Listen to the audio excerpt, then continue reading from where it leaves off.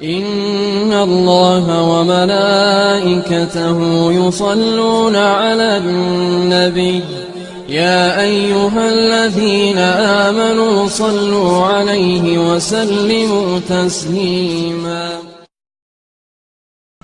اعلیٰ ترین اور خالص عود اور آب زمزم سے تیار شدہ عطر پیتل کے برتنوں میں ڈال کر استعمال کیا جاتا ہے. مسجد حرام اور اس کے صحن میں 30,000 کے قریب بہترین معیار کے سبز قالین بچھائے گئے ہیں، جنہیں دن میں 3 مرتبہ پاک صاف اور معطر کیا جاتا ہے. حرم کے قالین دھونے کے لیے جدید ترین ٹیکنالوجی اور اعلیٰ ترین معیار کے آلات پر مشتمل جدید ترین لانڈری تیار کروائی گئی ہے. اس لانڈری میں قالین 5 مراحل سے گزرتے ہوئے صاف اور منزہ ہوتے ہیں. پہلے مرحلے میں گرد و غبار صاف کیا جاتا ہے، پھر قالین کو دھویا جاتا ہے، پھر خشک کیا جاتا ہے، پھر دھوپ میں ڈالا جاتا ہے اور پھر ان کی دوبارہ سلائی کر دی جاتی ہے. ایام حج اور عمرہ کے علاوہ ایک دن میں حرم سے اکٹھا کیا جانے والا کوڑا کرکٹ 25 ٹن کے قریب ہوتا ہے، جبکہ ایام حج و عمرہ میں اس کی مقدار 90 ٹن یومیہ تک پہنچ جاتی ہے. حرمین کمیٹی نے حرم کے اندرونی اور بیرونی حصے سے کوڑا اٹھانے کے لیے تقریباً 2000 ٹوکریاں مہیا کی ہیں، جن میں سٹیل اور پلاسٹک کی ٹوکریاں شامل ہیں. اسی طرح حرم کے دروازوں پر پلاسٹک کے تھیلے مہیا کیے جاتے ہیں تاکہ ان میں جوتیاں محفوظ کی جا سکیں. حج و عمرہ کے مواقع پر 20 لاکھ تھیلے روزانہ استعمال ہوتے ہیں. حرمین کمیٹی کی خدمات میں کعبہ شریف کے دروازے، مقام ابراہیم، حتیم کی بتیوں، دروازوں، قرآن پاک کی الماریوں، پیتل سے بنی چیزوں اور حرم کے اندر اور صحن میں موجود رکاوٹوں کی پالش کرنا اور انہیں چمکانا بھی شامل ہے.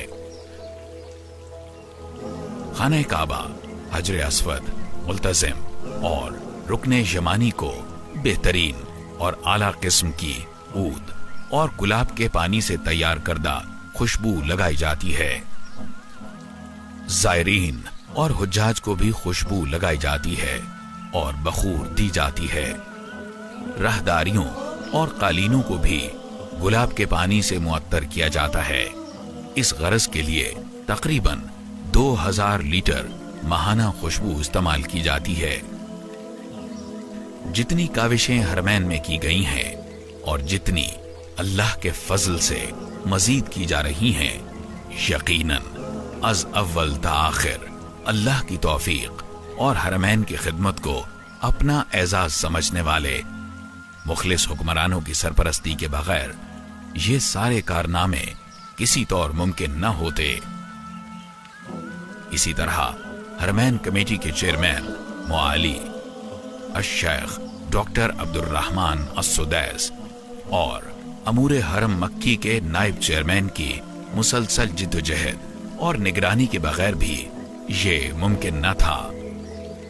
ان قابل فخر کارناموں میں ان لوگوں کی محنت بھی شامل ہے جنہوں نے اللہ کے گھر کی خدمت اور اللہ کے مہمانوں کے لیے سہولیات فراہم کرنے کو اپنا منہج، تقرب الہی کا ذریعہ اور فخر و سعادت کی وجہ بنا لیا ہے.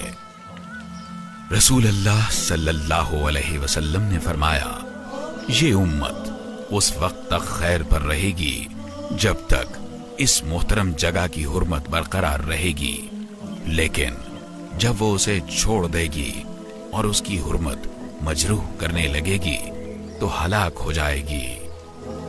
اس حدیث کو امام احمد اور امام ابن ماجہ نے روایت کیا ہے اور ابن حجر رحمت اللہ علیہ نے اسے حسن کہا ہے.